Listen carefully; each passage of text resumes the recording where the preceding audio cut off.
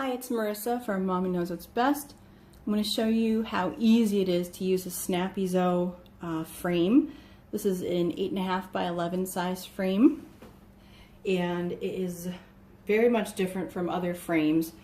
As you can see, this is a front loading frame.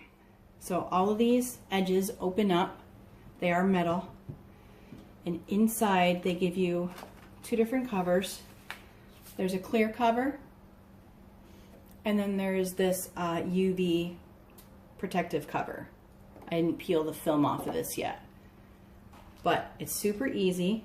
Again, all the edges close, all the edges open.